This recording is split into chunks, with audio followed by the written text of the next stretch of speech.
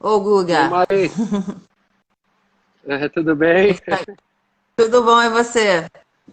A internet está um Ótimo. pouquinho complicada e a sua imagem não está em movimento para mim ainda. Vou esperar um pouquinho para ver se regulariza. Tá, eu tô te ouvindo bem por enquanto aqui e no início estava um pouco, tava mais pausado, mas agora funcionando super. Que ótimo. Eu não te vejo muito bem, só vou perguntar para o pessoal, vocês estão ouvindo bem o Guga, gente?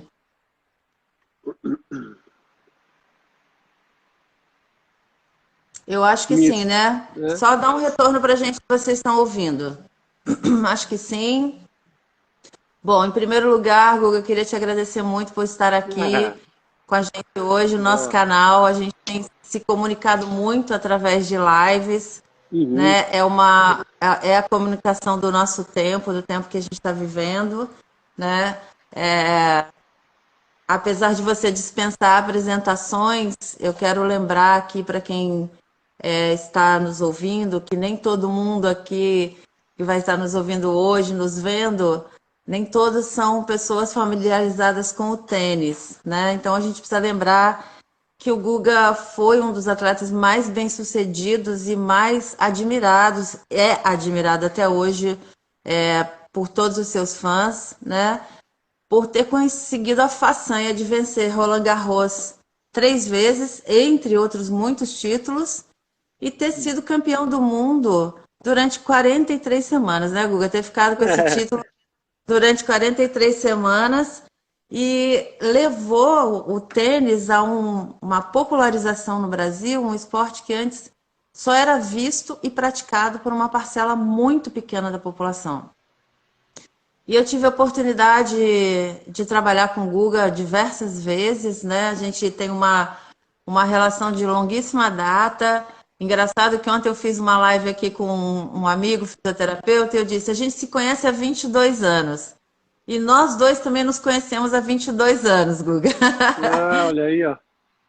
Foi em 98 quando a gente se viu a primeira vez. Mas a primeira pergunta que eu queria te fazer, né? E na verdade até falar uma impressão minha, antes da pergunta, quando eu nunca tinha trabalhado com nenhum atleta de ponta, e você foi praticamente o único, eu trabalhei também com o Jerome Gomar um tempinho, mas é muito difícil para a população em geral ter ideia da vida de um atleta de ponta, da preparação, de todas as adversidades que um atleta enfrenta no dia a dia, porque as adversidades não são necessariamente o adversário. Então, como tendo vivenciado isso durante tantos anos na sua vida, inclusive desde criança, né, para quem quer se tornar um atleta no nível que você se tornou, o que você teria para dizer para a gente hoje, Guga? Todos nós vivemos adversidade. Obviamente, depois você dá um alô aí pro pessoal.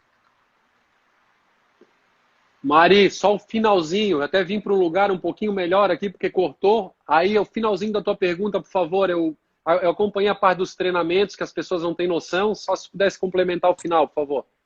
Sim, então, eu estava dizendo que vocês, atletas nesse nível, são acostumados a lidar com muitas adversidades. Uhum. Então, eu acho que a sua palavra para a gente, para a sociedade, nesse momento que a gente está vivendo uma adversidade imensa, Sim.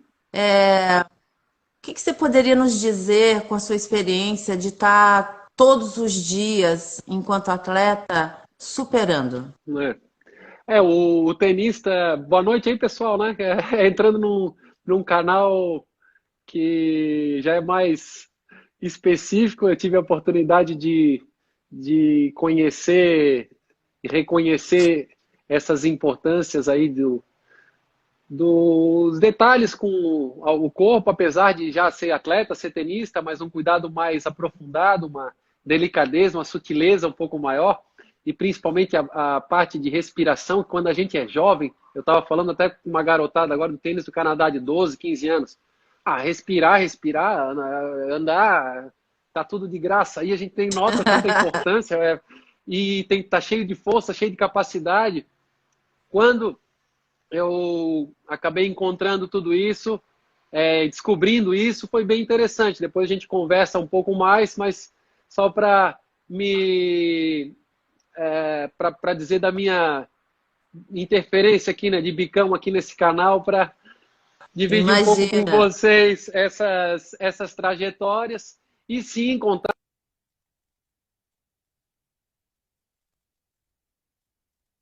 resolver problemas, né? O que a gente O faz. som Opa!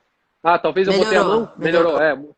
eu sou Uhum. iniciante. Volta e meia, o Luiz Felipe, a Maria Augusta vem me ajudar aqui com as Ah, técnicas é?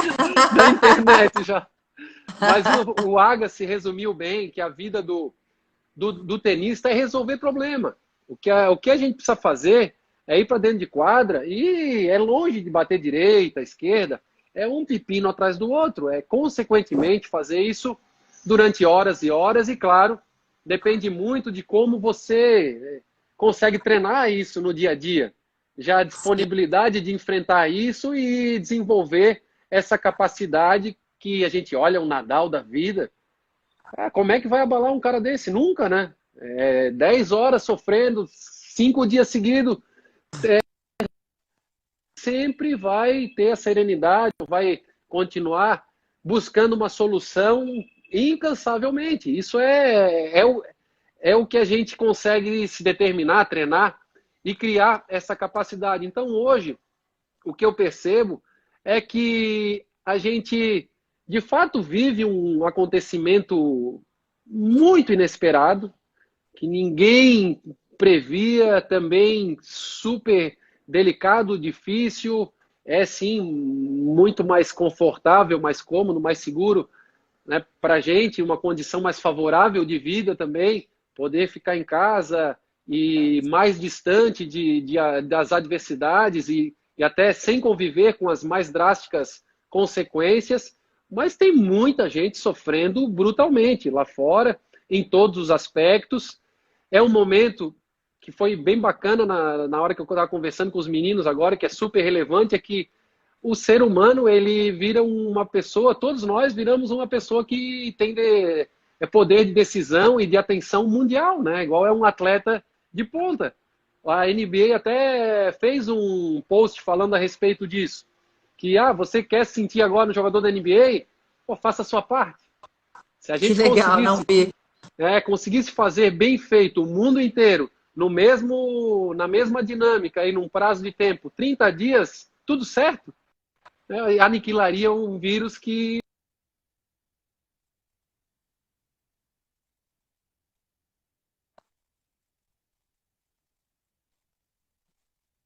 Tá falhando, Guga. Alô? Me ouve bem? Agora, Me ouve agora agora? Me voltei ouve a bem? ouvir. Tá.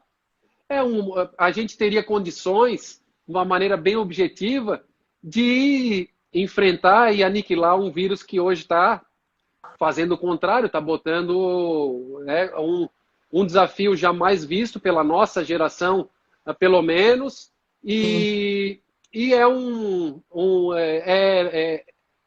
demonstra que a gente não está preparado para isso também, né? Agir todos com ah, uma cumplicidade, uma harmonia e um coletivo tão amplo em termos mundial, nós não estamos prontos. E isso o que a gente, né, pode daí e precisa experimentar e aprender sobre esse aspecto?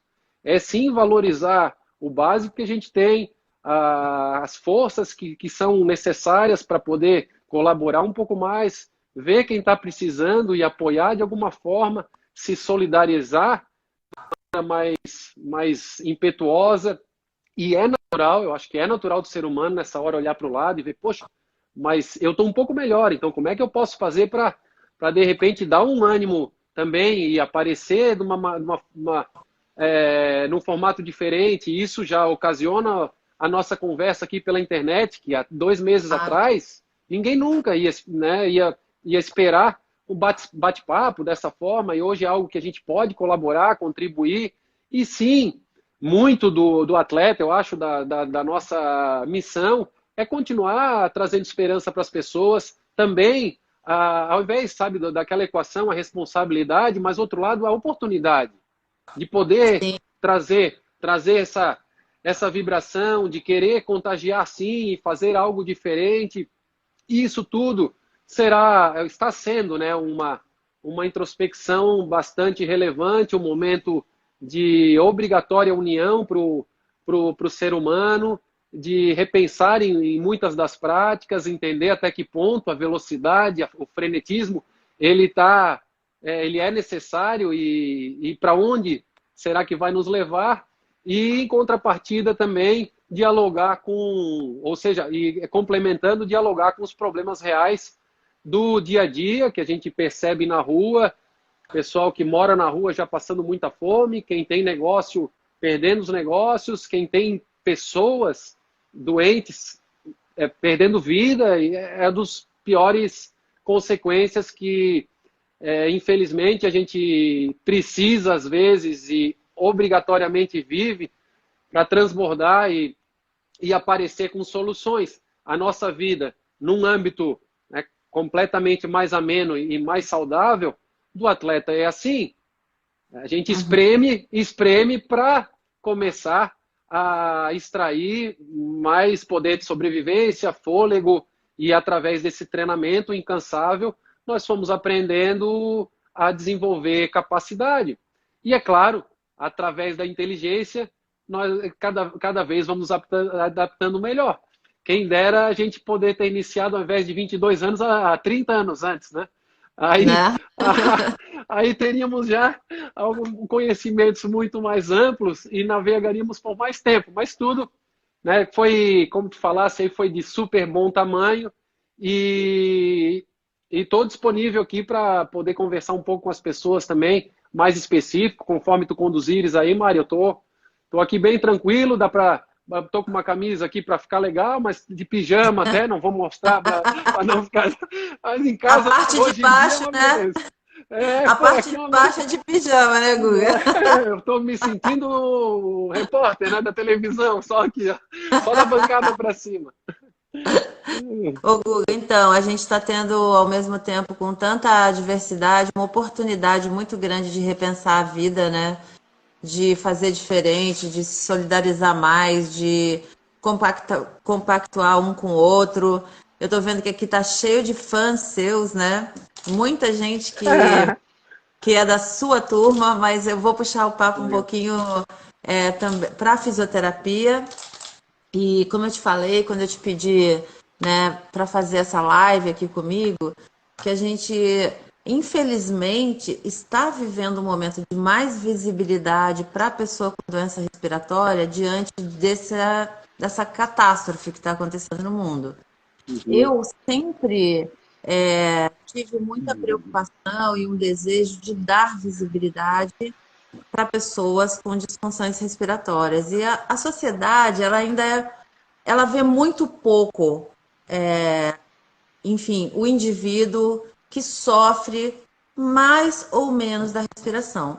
Mas tem muito menos ainda ideia de que um atleta pode precisar de um trabalho respiratório para melhorar sua performance.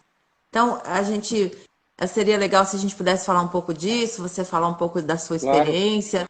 Recentemente, a gente também viveu uma experiência muito forte com um garoto que você trouxe para a gente ver, né, que estava com uma demanda respiratória muito necessária naquele momento. Então, eu queria que você falasse para o pessoal aí Claro, como que foi, que depois a gente vai falar do resto do corpo, do quadril, de várias claro. coisas, mas respiração e performance, Guga, fala pra gente. Certo. É uma área que inicia. Estão me ouvindo aí, Mari? Tá me Eu tô. ouvindo bem? Tá. É uma área que inicia com ainda com aquela frase anterior, assim, que a gente não vê, o que está aí tão disponível, parece que está em excesso, não está fazendo falta porque não tá me incomodando, né? Aliás, está até Aham. sempre sobrando. Então, o atleta até nos tempos antigos aí, que são os meus, ele estava acostumado a lidar com o quê? Falta de capacidade ou uma necessidade maior de respiração ou de fôlego. A cara vai treinar, né? Vai treinar, vai fazer mais e o coração vai resolver. Ah, Sim. mas tá, não, o coração resolve, vai lá, faz aeróbico, faz anaeróbico, faz... E era uma maneira curta e grossa, e a real que existia, quem se preocupava com isso já estava com uma vantagem, porque tinha gente antes desse segundo momento aí, era o primeiro que quem ia treinar. Tem uns que nem treinava, e depois veio que Sim. começaram a ir para a quadra treinar. Aí depois veio a parte física, que começou a trabalhar com essas valências. Então, é o que de mais importante existe. E, obviamente, hoje em dia, já é interessante visualizar, porque existe, sim, seguramente, eu conheço muito pouco do trabalho tanto dos três aí, gênios, né, Nadal, Federer e Djokovic, o Djokovic um pouquinho mais, e sei que ele faz, Aham. sim, um trabalho respiratório importante, mas os outros dois também precisam fazer. Também tem algo minucioso e de suma importância e que traz essa origem da condição, né, de como depois resolver as outras questões. Porque é a base Sim. do que a gente pretende para qualquer tipo de perspectiva. Então, nós, né, iniciamos, eu acredito até de uma maneira bastante precoce.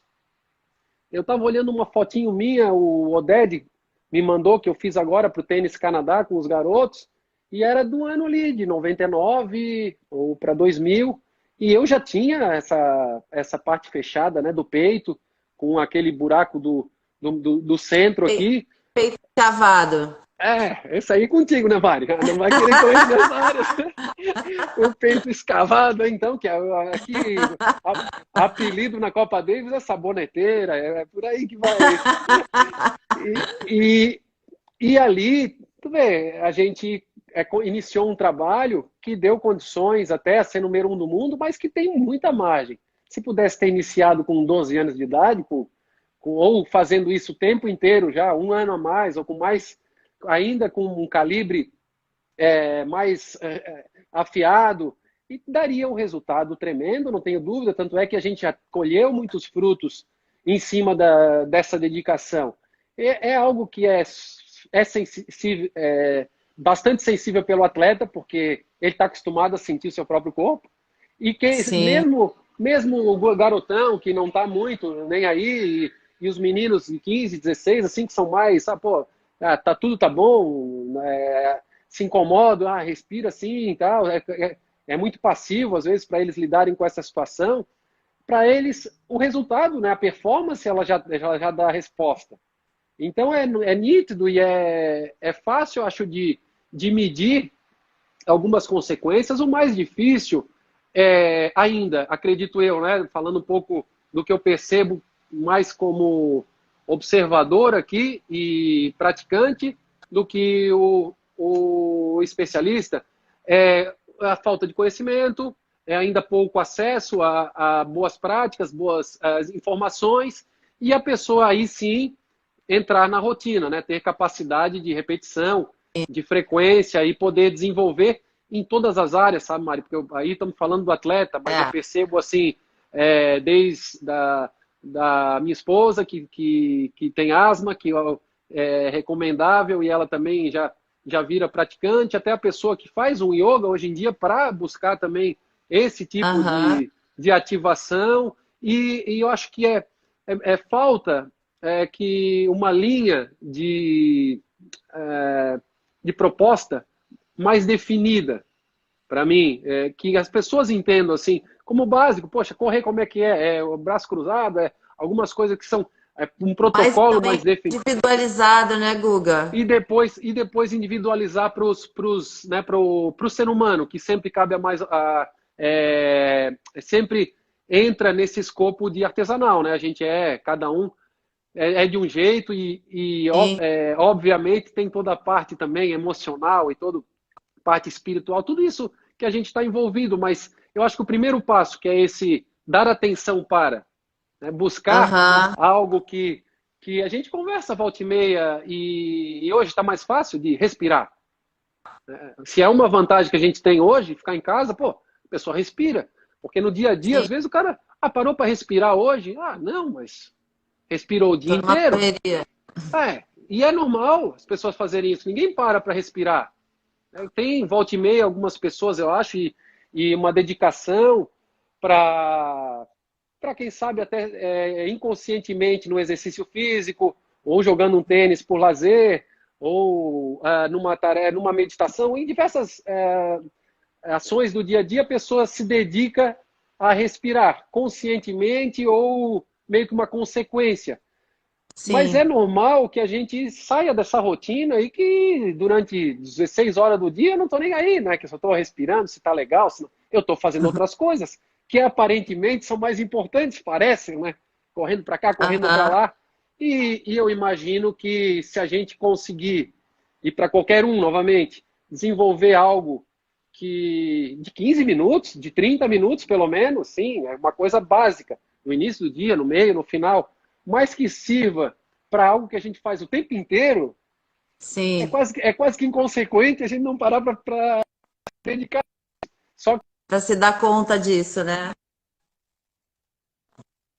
Travou, travado. Tá travado, Guga.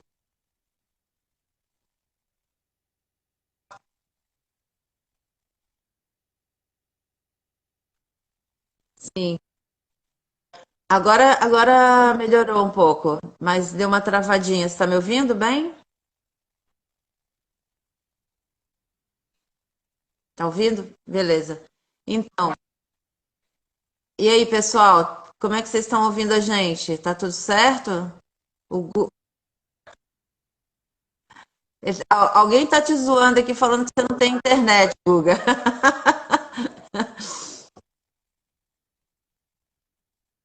Já te chamaram até de Amadeu aqui, coisa do seu passadíssimo, que eu me lembro de.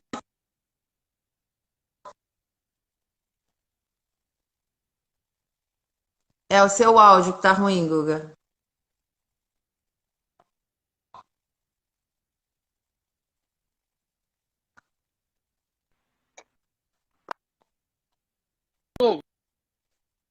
É,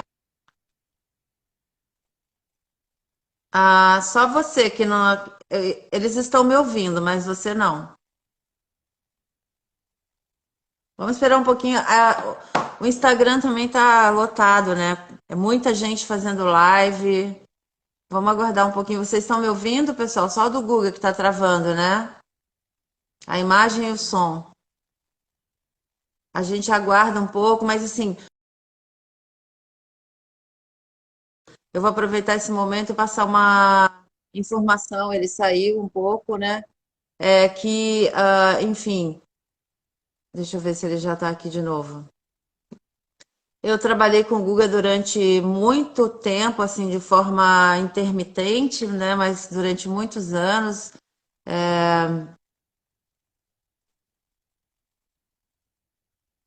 Só um minutinho, pessoal.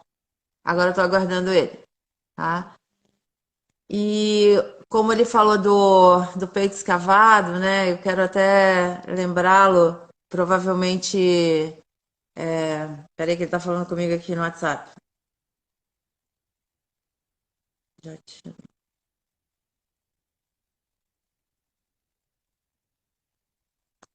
tô aguardando ele. Então talvez o Google não lembre disso, mas eu pesquisei junto com ele através de fotos e ele não tinha peito escavado quando era criança, né? Acabou desenvolvendo, por tudo que a gente pôde perceber no desenvolvimento dele, por um excesso de trabalho e por uma parede torácica não estável o suficiente para aguentar aquele trabalho todo que ele fazia, já que ele sempre foi assim magrinho, né? Mas com esse volume de trabalho, provavelmente foi o que ocasionou. Quem está me ouvindo é fisioterapeuta, está familiarizado com a queda da pressão pleural durante o esforço inspiratório, vai entender o que eu estou falando, tá? Tem alguém aqui dizendo que a filha tem peito escavado. Eu te convido a participar mais aqui das nossas lives. Esse canal é um canal voltado à respiração, né? Ao trabalho respiratório. É um método de fisioterapia respiratória. Estou chamando ele de novo, tá? opa, Pronto, entrou. Vamos deu? ver se eu... Acho que eu tô te ouvindo e te vendo bem. Legal, beleza. Vamos ver se esse lugarzinho aqui ajuda, a cortina. Cortina da sorte. Sim. Então, Guga, só para ilustrar, eu vou comentar rapidinho o caso daquele menino tenista que eu não preciso dizer o nome dele aqui, mas o Guga trouxe para gente um garoto que eu já conhecia, tinha vindo uma vez no consultório, porque com a experiência que o Guga foi acumulando de tanto trabalho corporal, também começou a observar muito melhor a garotada, né? E aí trouxe esse menino uma época, a gente falou algumas coisas e ele veio 4 anos depois, só que 4 anos, entre 12 e 16 anos, um menino e agora você tem um homem gigante, tá? E aí o Guga me disse, olha, eu estou observando que quando ele joga, ele vai sacar e levanta muito os ombros, aí ele vai jogando, ele vai caindo em cima do próprio tronco, enfim, toda uma série de observações que o Guga fez em relação ao tênis, e eu lembrava o que eu tinha falado dele na primeira vez, e que agora estava muito severo. Ele tinha uma obstrução das vias aéreas superiores imensa, um menino com uma rinite enorme, assim, muito sensível, e jogando no saibro, né, enfrentando diferentes condições em viagens. O saibro, para quem não está ambientado, levanta aquela poeira, né, quando joga. E aí eu acabei dizendo para o Guga, Guga, você precisa levar esse menino no otorrino. E no fim foi feita a avaliação e ele precisou fazer uma cirurgia bastante extensa, né? E a partir daí eu acredito que melhorou bastante, né, Guga? Eu não tive mais contato com ele. E eu estou contando esse episódio para que as pessoas tenham ideia que desempenho não quer dizer perenidade de desempenho, que a pessoa está desempenhando agora, porque um garoto de 16 anos, ele desempenha muito bem, porque ele tem uma energia, ele treina, ele tem vontade, ele tem desejo, mas pode ser que alguma situação que pareça menor, como uma rinite, pode interromper a carreira dele ou fazer com que ele não avance tanto como avançaria, né, Guga? Acredito que esses casos, eles são inúmeros, espalhados em todos os esportes. Aham. Supostamente talentos ou algumas habilidades que seriam suficientes para chegar ao profissional e pequenas consequências ou pequenas origens que deterioram algo que nem aparece. Isso Aham. deve a todo dia deve ainda desperdiçar muitos casos dessa forma, porque no final das contas a gente, inclusive desenvolvendo o raciocínio, é algo que às vezes para o menino que está iniciando, essa conta também ela não é tão fácil de fechar. Todos esses auxílios. Eu pego Sim. novamente a referência dos 3, lá no alto, hoje. Eu percebo, e a gente acompanhou o Nadal já de perto. Pô, ele no início ali torceu o pé feio, se arrebentou todo, e já havia uma Jogou dúvida, tá? manco, jogou manco anos. Como é que vai fazer? Vai dar conta? E tem uma expertise muito grande por trás para ir corrigindo, melhorando. E o cara vai até quando dá, depois volta. Ele até hoje faz isso. Volta e meia fica 5 semanas lá no gargarejo. Na nossa época, né, por isso que a questão ela também envolve assim um pouco do novo pensar, é que a gente imaginava que com 28 a raquetinha já estava no armário, 30 acabou. Então todo Aham. mundo corria que nem maluco para chegar logo. Isso que eu faço questão sempre de frisar para a nova garotada. Eu falo, calma, cara. Calma, calma, calma. Tem tempo, tá? O tempo é amigo. 35 anos dá para jogar um belo tênis. 38 também dá, a turma tá jogando. Com Sim. 18 vai querer queimar largada? Não precisa.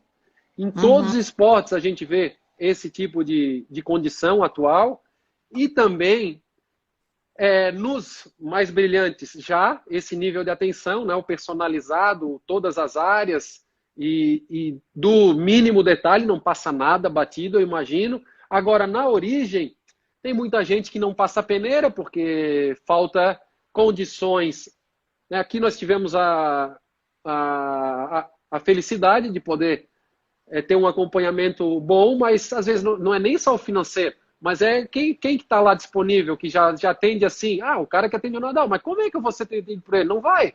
Não vai pegar um Sim, menino de 12, 14, ou então vai morar lá na Europa. É viável, não é? Então ainda nessa parte de desenvolver o profissional, do raciocínio estar mais maduro, mais disponível para todos, eu acho que é o ponto de partida. E depois, obviamente, fica escancarado, esclarecido, nítido, para no esporte mesmo, a gente perceber. Não importa, o campeão de 14, de 16, hoje é brilhante assim, cara, vamos olhar o corpo do cara. Vamos ver o que ele aham, faz. Vamos ver o que ele faz com o corpo dele e como é que a cabeça dele pensa, né? Porque também eu percebo assim, eu vejo que tem muito também do querer, né? Do projetar, do fazer. Eu estava conversando com um cara sobre educação física, ele me disse, eu falando, pô, como é que eu faço que esse cara mexe a perna? Ô, Guga, a cabeça dele tem que ir, cara. Se aham. ele não dispor ali e falar, dá, ele não vai. Tanto é que aí, no caso, voltando para a origem lá de trás, pô, a gente tá todo desengonçado aí. Até hoje o cabelo não acerta aí. Tudo é meio magrinho, caindo pelas tabelas. Pô, o Larry me pegou com 13, 14 anos, eu mal conseguia correr para frente. Então não era o corpo brilhante, do cara sensacional. Só que, pô, aí vamos treinar para ver se esse corpo dá certo. Lá, pensando hoje em dia, poxa, que bom que se desse para treinar isso, gastar mais tempo fazendo uma outra coisa para equilibrar, eu até vou me cansar menos e vou performar melhor. Ah, Essa seria a melhor estratégia para qualquer um usar. Hoje está muito nítido, nem sempre está disponível. Agora, uma grande vantagem é até mesmo isso que a gente está fazendo agora, né? É a conversa, um pouco o tempo disponível, a distância, o celular aí e as ferramentas que auxiliam para, desde do esportista de maior performance até a pessoa que gosta de brincar tal, ela ter uma prática saudável. É mais natural que o esportista tenha maiores sequelas. É sim, o cara que vai estar ele disposto, gasta. ele vai ter que ir no limite, né? De um jeito ou de Sim, outro, chega lá, dá um toquezinho e volta, dá um toquezinho e volta. Então esse cara tá queimando mais cartucho. Mas no dia a dia, uma prática errada também vai trazer consequência. No tênis, então, é um esporte aham, que é bem importante, que é fundamental. Eu acho que todos são, mas como o tênis é individual e pelo menos eu, assim, quando entro na quadra, a vontade de sair só dando paulada, né? Tu já pega a bola, pá, pá, pá, pá. Se o cara fizer isso 4 vezes, ficar 2 meses sem jogar, vai para a quadra, começa a dar paulada, paulada, no segundo dia já começa a ter algum incômodozinho e vai começar a dar uma cobrada. E tem também um adendo que é um esporte que ele trabalha mais um lado do que o outro. Isso já é natural. Isso é o que a gente conhecia na sim. época, sim, então tentava compensar um outro lado, mas tem 20 linhas que já apareceram, muitas vinculadas a, ao físico aqui, assim, o mais presente, né, de exercício, de atividade, de respiração, e outras tantas também, alimentação e metabolismo, que os atletas da atualidade, eles todos, tá? Não é só os 3 primeiros, os 30 primeiros.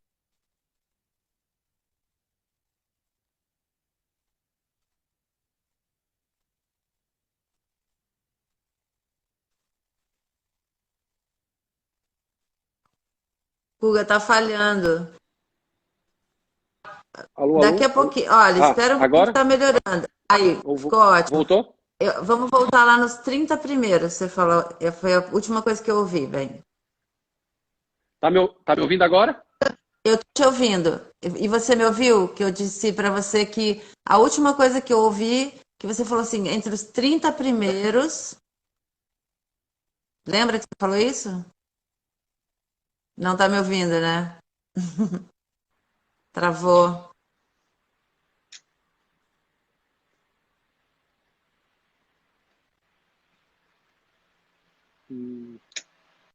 Guga. Pessoal, acho que ele saiu de novo, tá? Pra... Os dois estão falhando, o meu também.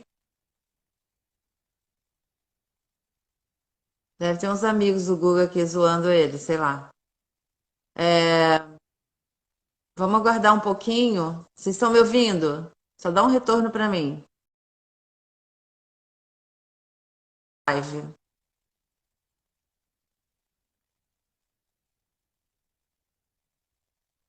Vamos tentar mais uma vez, pessoal. Estou aguardando. Eu também não estou sendo ouvida? O meu tá ok, Laís. Beleza. Ótimo, Aline. Aí, ele tá voltando. Oi, Guga. Vamos ver se entra. Ainda não entrou. Pronto. Agora sim, estou te vendo bem. Ok? Fala. Não? Agora sim. Agora eu te ouvi. Testando aí, alô, alô? Funcionou? Tá. Não, eu tava só falando que quando eu conversei com o pessoal, o treinador me disse assim, olha, hoje em dia, os caras jogam 5-7 e ninguém mais cansa. Sério? Eu jogo 5-7 um dia, se precisar, eu jogo no outro de novo. O motivo que ele me deu, que era que todo mundo trabalhando muito abdominal e core. Muito, muito, muito. Os caras ficam 3 horas hoje fazendo exercício só para essa área. E o que envolve a respiração Inspiração. certa, tá? Aí a delicadeza que vai também, né, achando o tamanho, o jogador, o perfil, como funciona para ativar as melhores as funções. Mas é nítido, sabe, Mara? A gente olha os caras na televisão, dá para ver que eles são muito mais atletas E do que essa nossa turma era, né, tudo mais tortinho, tudo pessoal que jogava com o que tinha ali, vamos lá, vamos para a quadra e vai, se vira.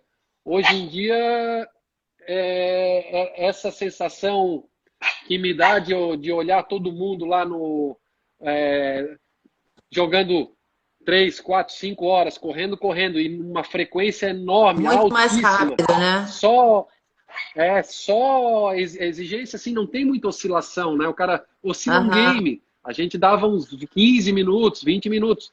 Isso é assim, gritante, sabe?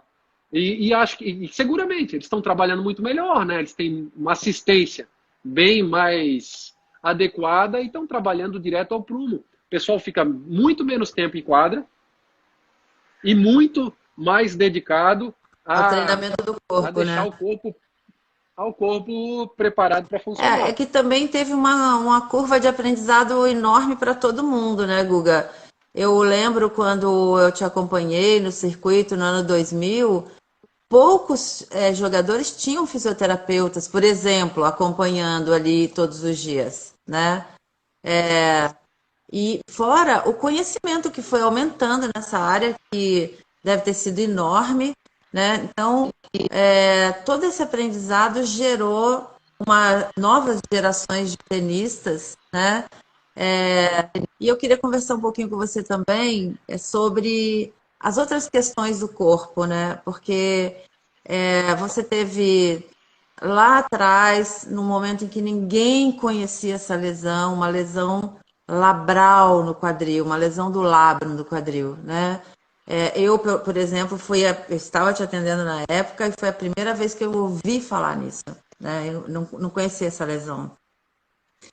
E, infelizmente, para os que têm a lesão, mas o seu caso, como tendo sido, acho que o primeiro de relevância assim, para conhecimento dos profissionais, acabou fazendo com que a gente voltasse a atenção, né?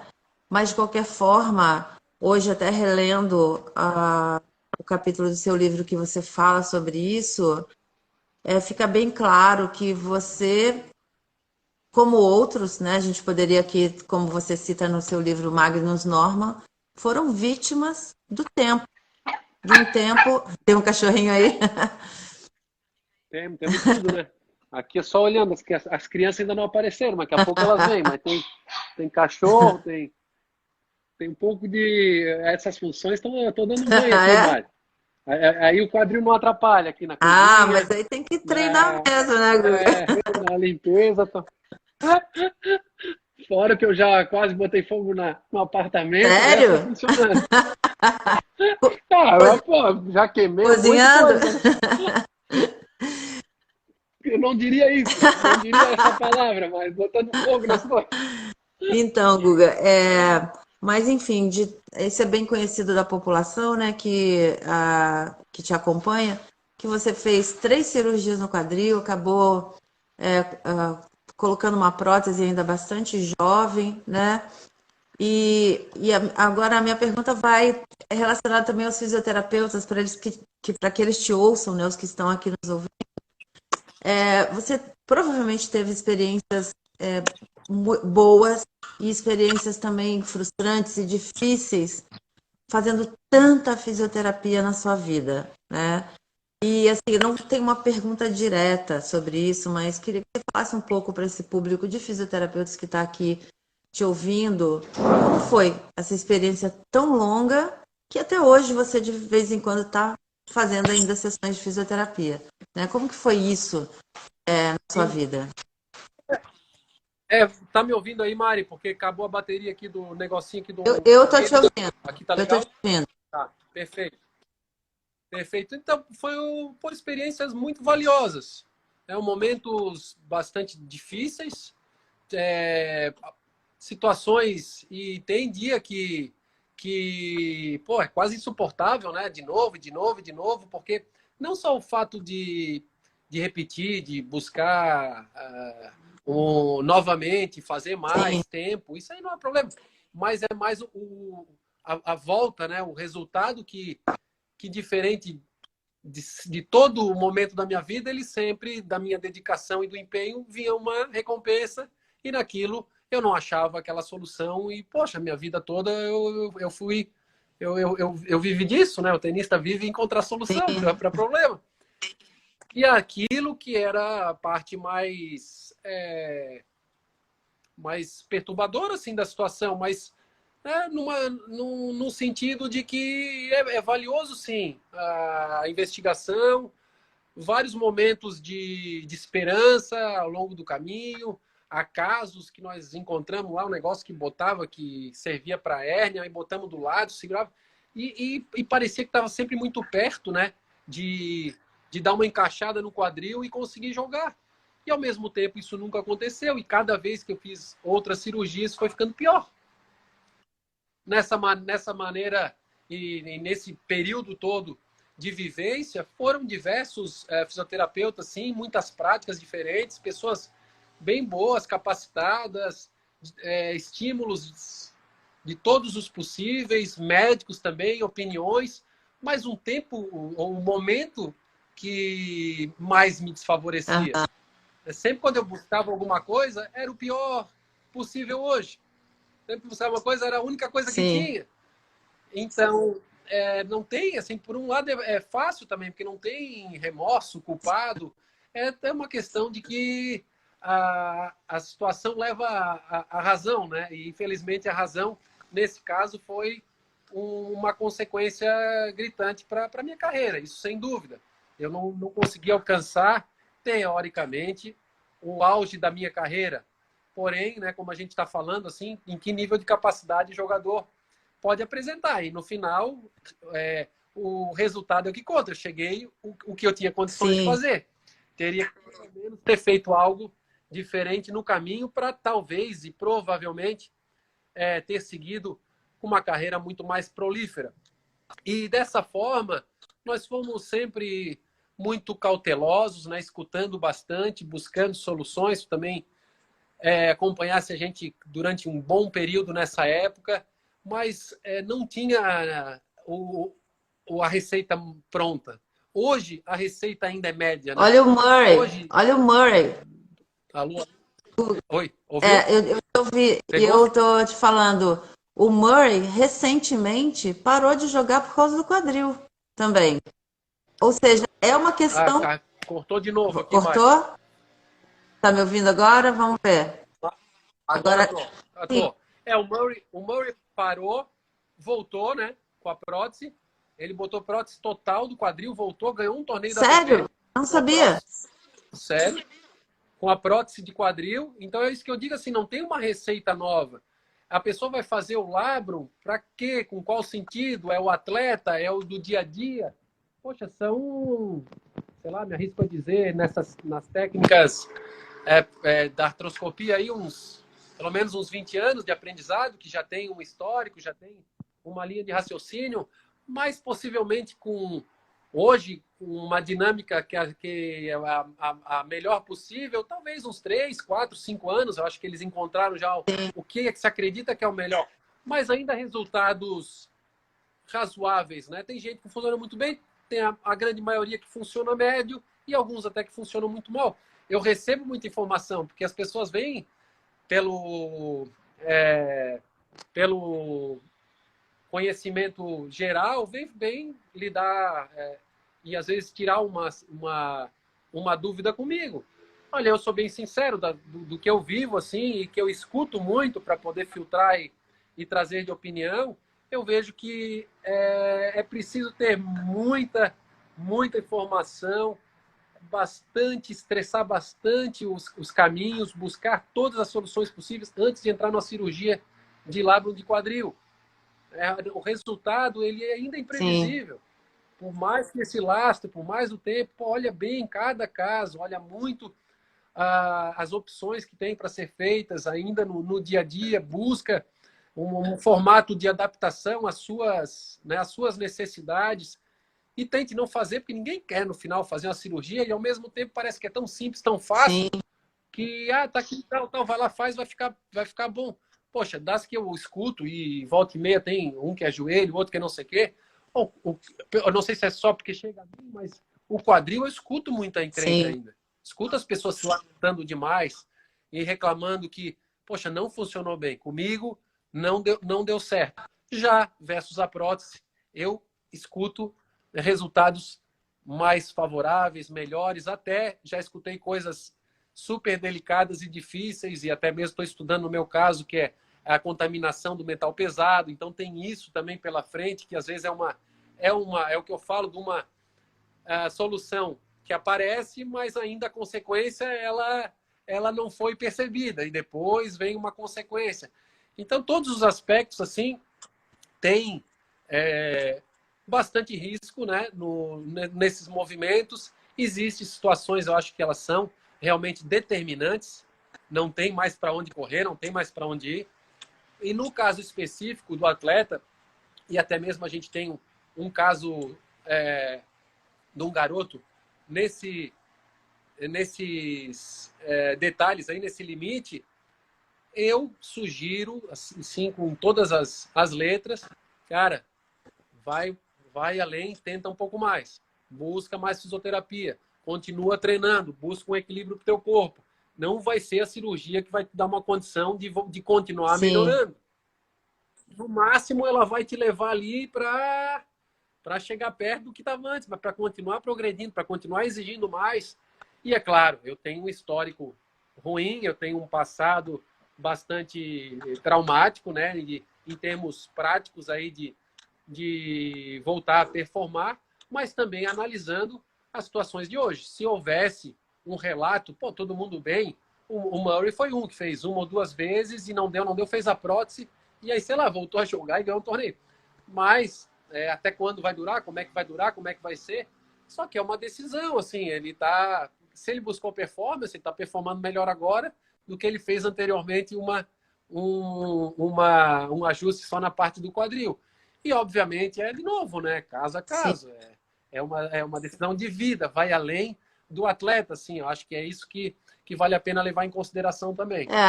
Eu considero, assim, com tantos anos tratando o corpo de pessoas, né? E a articulação do quadril é a articulação mais complexa que a gente tem. Então, é muito difícil para a fisioterapia ainda, eu digo para a fisioterapia, assim, em geral, né? Tratar bem essa articulação. São poucos profissionais que sabem verdadeiramente e também tem um momento, certo? Quando a lesão avança muito, eu também tenho, né? Você sabe, eu tenho a lesão, acabei desenvolvendo a lesão labral também do lado direito e cheguei a ficar bem limitada em alguns momentos, assim, por viajar muito, não ter oportunidade de fazer muitos tratamentos, mas eu tenho uma decisão, por enquanto, de convicta de que eu não quero fazer a cirurgia, que eu estou recuperando, a cada dia estou melhor, né? Porque acho que não é para todo mundo a cirurgia, né? Enfim, mas temos muito que aprender ainda e, como eu disse, de uma forma você foi uma pessoa que contribuiu para a curva de aprendizado que tem até o momento, né, em relação ao quadril. Guga, eu tenho duas perguntas aqui, quer dizer, uma muito do tênis quando você estava lá no circuito e estava numa condição de praticar o seu grande tênis, e tem uma relacionada a crianças com deficiência, tá? Uma pessoa pergunta o que você poderia dar como dica, enfim, de como treinar uma criança com deficiência física, enfim, treinar tênis, tá? E a outra pergunta, a pessoa quer que você fale sobre a surra que você deu no Federer. Eu acho que isso foi em 2004 em Roland Garros, né? Eu imagino que essa pessoa está se referindo a...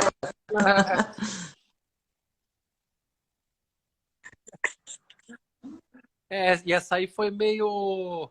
Foi ainda na fase de Saci Pererê ali, com uma perninha meio manca, mas Eu... tinha um. Estão ouvindo aí? Agora eu estou te ouvindo. Estão ouvindo, gente? Para mim, tá tudo certo. Tá Ninguém falou ok? Tá ouvindo? nada. Alguém falou que você deu um baile no maestro e Não, deve mancando. estar. Agora eu acho que tá ok, né? Tá me ouvindo aí, né, Márcia? Eu tô ouvindo, eu tô ouvindo. E É, tá todo mundo ouvindo. é, aquela foi minha última vitória e, e o principal momento, assim, um grande momento ainda em Grand Slam, né? Aquele título de Roland Garros bateu na trave. Eu acabei perdendo para o Nalbandian nas quartas ali, um jogo encardido e com chances reais, só que jogando tinha que tudo dar certo. Não podia nada sair do esquadro, porque o corpo já estava todo desquadrado, já estava Aham, bem difícil de lidar com os imprevistos. Então eu montei uma estratégia aquele dia com o Federer, precisava funcionar super bem, fui mais agressivo e também muito muito objetivo no. Então aí eu tinha que ser bem preciso, né, em onde jogar a bola, diminuir os ângulos da quadra, contar com ele, com que ele ou fazer ele jogar mal também, que era fundamental. Se ele jogasse, aham. acertasse tudo, seguramente ia fazer correr demais e deixar ele meio amarradinho o jogo inteiro. No início, a tática já tinha que funcionar e foi o que aconteceu, né? Que era aquele jogo dos primeiros games mais tenso. A partir dali já quebrei o saque dele, ele conseguindo me quebrar de volta, tal. De novo, eu peguei a vantagem 2-1 e fiquei controlando a, a cadência do jogo, do início ao fim, sem muito entusiasmo. Ou seja, tinha que ganhar 5 vezes do Federer num jogo. Era muito. Naquela época, ao mesmo tempo, eu já sabia que era muito difícil jogar, e era Aham, vantagem, porque pelo menos eu já tinha conhecimento. sim, E a cabeça ficava, ao invés de pensar em 10 soluções, era 100 a cada momento, porque tinha que tanto fazer as certas, como limpar todas as outras. E, poxa, mas aí fica limpando e executando. Foi uma aventura, né, do que a gente estava falando antes de todo esse episódio. E, claro, muito melhor ter esse jogo enfrentando o Federer do que entrar numa primeira rodada para pegar qualquer um. sim, Porque a superação era muito parecida em termos aham, de fazer o meu corpo e a pretensão de conseguir executar versus toda a falta de logística que já existia no raciocínio, na parte de execução física. E Aquele ano foi o único Grand Slam que ele não venceu, né? Ele era favoritíssimo, ganhou os outros 3 Grand Slam e ali passou batido. Um momento ainda e o último lampejo de quase do 5 Roland Garros, tiveram 2 que bateram na trave, 3 que eu acabei vencendo. E claro, também me ajudou numa decisão depois, poxa, quem sabe vai dar certo ainda, né? Quem sabe um pouquinho mais, um ajuste e eu volto lá para cima, porque não estava tão distante, mas acabou sendo novamente uma interferência que me jogou para baixo. Ao invés de me dar o 20% a mais que faltava, jogou de 80%, me jogou para 60%. Aí não tem como, né? Ficar com 64% jogando com esses caras, pode ser 200, 300 do mundo, vira... E depois eu entrei numa frequência de tentar voltar a ser competitivo. Já não era mais jogar tênis e enfrentar os torneios, e sim buscar solução para voltar a ser competitivo, que nunca mais aconteceu. Então foi um momento lindo, ainda grandioso, né? Que a minha carreira ainda entrelaça com a situação atual. E dali depois de 2004, eu acho que 2 meses ainda, joguei mais 1 mês até as Olimpíadas, e eu considero assim que a carreira, em termos de competição, ela parou por ali já, eu tinha ali 2004 com 27 anos, né? Eu já não consegui mais ou competir adequadamente. Mas, Guga, eu queria te dizer que, assim, né, eu te acompanhei várias vezes, eu me lembro que nesse ano e nesse período que você disputou Roland Garros, eu tinha ido para Roland Garros com você e tive que voltar ao Brasil para dar um curso exatamente quando você jogou com o Federer. E, enfim, depois perdeu para o Nalbandian. Mas jogar o tênis que você jogou ali, com as lesões se aprofundando em função da cirurgia, isso foi assim uma superação tão absoluta, porque às vezes, quando eu sinto dor no meu quadril, eu sempre penso, como que o Guga conseguia jogar com dor no quadril? Porque Mas cada vez... a dor não era o problema é quando a perna não chegava, sabe, Maria? A dor é... Mas é que... Pô, lá dentro da quadra, na central de Roland Garros, lá, e naquele torneio, o primeiro jogo com o Almagro, eu ganhei 7-6, 7-6, e eu fui inventar, porque eu já não sabia mais o que fazer, que, caramba, primeira rodada, 2 sets de 1h15 cada um, aí pedi o fisioterapeuta. Até o cara chegar naquela quadra que era mais longe, eu esfriei todo, eu tomei 2 sacodes dele, que eu ganhei no milagre lá, achando... O Almagro era aquele marrento, né, Guga? O Almagro é o espanhol que só dava paulada. Pô, marrentão, né? E assim a gente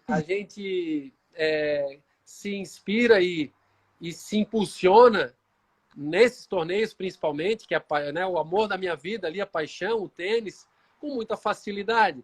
O atleta até, ele ignora qualquer tipo de sensação de dor, tendo capacidade de fazer, executar e seguir em frente.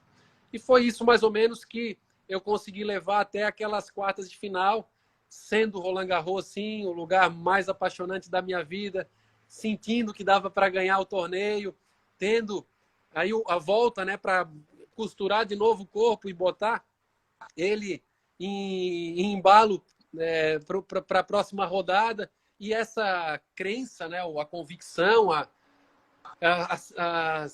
o imaginário, ele faz muita diferença, principalmente naqueles momentos que eu não todas as saídas que existiam eram, de cada 10, 9 eram ruins, que apareciam como escada de cabeça. E aí eu tinha que buscar sempre a certa, né? Pô, então tá, vamos ficar com essa aqui, ficar com essa aqui. E é um tempero bem, para não dizer desagradável, como é que periclitante, daria para dizer essa palavra. Só que, poxa, passar por essas aventuras todas também Pô, foi lindo, né, o que tu dissesse. Poucos tenistas viveram algumas situações que eu consegui vivenciar e algumas, a grande maioria não, mas algumas delas também em função da lesão. Então, esse lado é muito valioso, bastante contributivo com a dinâmica até da minha vida atual, assim, do que serve, né, de como lidar com as Aham. situações. E evoluindo para o tema que a moça perguntou, ao tênis com deficiente, é difícil opinar no específico pelo fato de não saber qual é a limitação da especificação aí que ela perguntou. Tem o tênis de cadeira de roda, que existe hoje vários locais, já bastante difundido, campeonatos, inclusive grandes lãs, tudo. A gente tem um torneio aqui da Semana Guga, que recebe tenistas profissionais, então acho que esse é bastante fácil de conseguir informações. Em Florianópolis, até na UFSC, ali eles têm um trabalho bem bacana. E agora eu já vi diversos tipos de deficiência, né? Uma menina que jogava quase profissional, que não tinha praticamente 4 dedos e meio, assim, tinha só um que segurava a bolinha para que conseguia empurrar para cima, Sério? para sacar. Jogadores que se divertem com deficiências mais graves, alguns com apoio, com andador, outros com a raquete amarrada. Até agora no beach tênis, a gente fez uma prótese com o pessoal que é daqui de Floripa, o Bernardo Lopes, até que cresceu comigo, tudo, viajou para a Europa, e ele tem a marca hoje que é de raquetes, que é a Kona, que faz parceria conosco, licenciamento. E é um menino, a gente viu que ele precisa de uma prótese para amarrar na mão e conseguir jogar. E ele estava desenvolvendo essa prótese junto com ele para enviar as raquetes e brincar. Ou seja, sempre tem uma forma, né? Sim. Eu, às vezes, paro para pensar, poxa, fui uma decisão que não foi tão difícil, porque eu já me senti meio que naquela linha de chegada, já era encruzilhada do último torneio. Mas se quisesse continuar tentando, e dava para continuar tentando, tem como ainda seguir adiante. É uma busca individual ao mesmo tempo e mais particular também, é um nível de competição, ok. Mas, pô, a gente vê o pessoal fazendo triatlon com um deficiente junto, sorrindo e não acredita e fala como é que é possível. Sim. E dá para fazer. Tem que buscar, A né? mente humana é capaz de muita coisa, né, Guga? Muita coisa, buscar, né? O sair da sua inércia e tentar. E eu sei que é difícil, sim, muitas vezes. Hoje a gente está percebendo com bastante clareza situações que parecem tão simples e literalmente minúsculas, mas que têm um efeito bombástico para o mundo todo.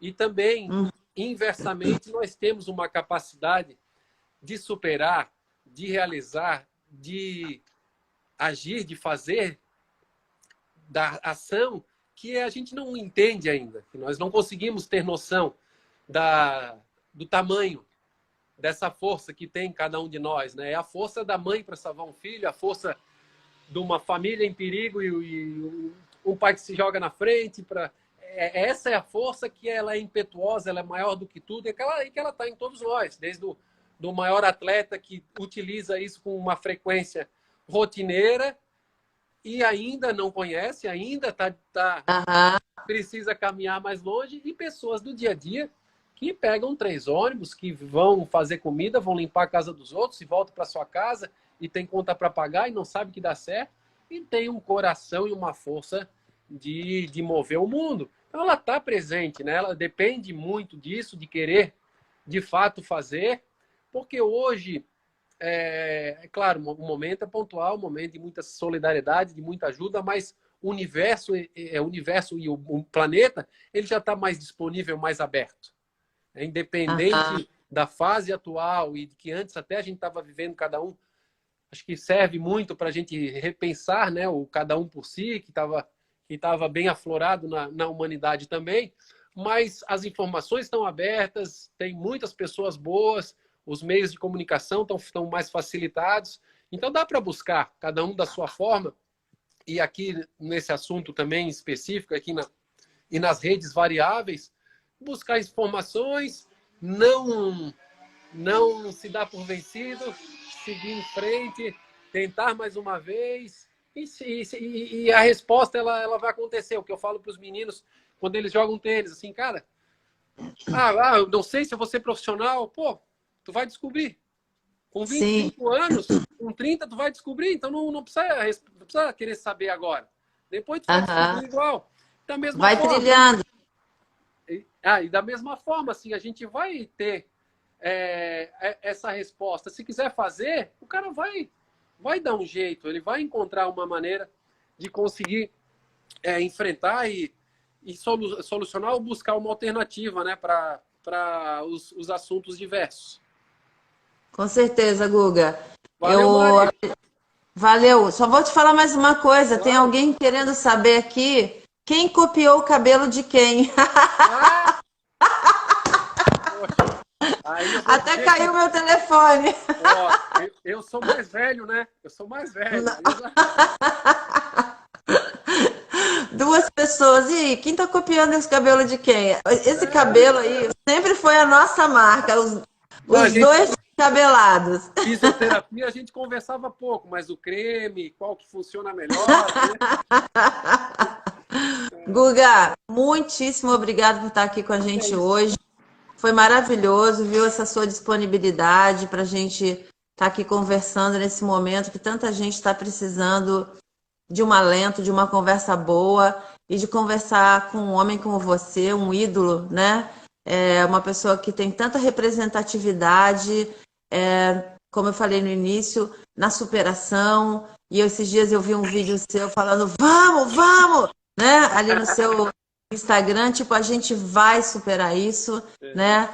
E a sua presença aqui foi maravilhosa, eu te agradeço muitíssimo, um beijo grande e te deixo aí se despedindo do pessoal. Boa, Mari, brigadão. Qualquer coisa, um beijo aí, liga pra cá. Tu és de casa, já sabes. Obrigado por tudo sempre, muito sucesso aí na continuidade do trabalho. Nos veremos em breve lá pela clínica. Um beijão a todos, obrigado pelo carinho, pelas mensagens aqui de gentileza, de carinho. Ó, o Daniel Atleta, eu vi olhando aqui, ó, é um jogador cadeirante que está assistindo a gente, um que teve, inclusive, nas Olimpíadas e tudo. É o nosso. O que o filho da Gorete treina? O que o Bruno treina? É o que está treinando com o Bruno, o filho da Gorete? Isso. É ele mesmo. Estava por aqui acompanhando a gente, então. Que legal. Com essa esperança do Daniel, eu deixo um beijo a todos e essa força, a energia que é de todos nós, né? Ela já vem da origem e essa sensação, o sorriso e aqui que eles dizem que é iluminado, todos nós somos. Vamos deixar isso disponível cada vez mais. Isso aí, Guga. Beijão. Valeu, Mari. Beijo, querida. Beijo. Tchau.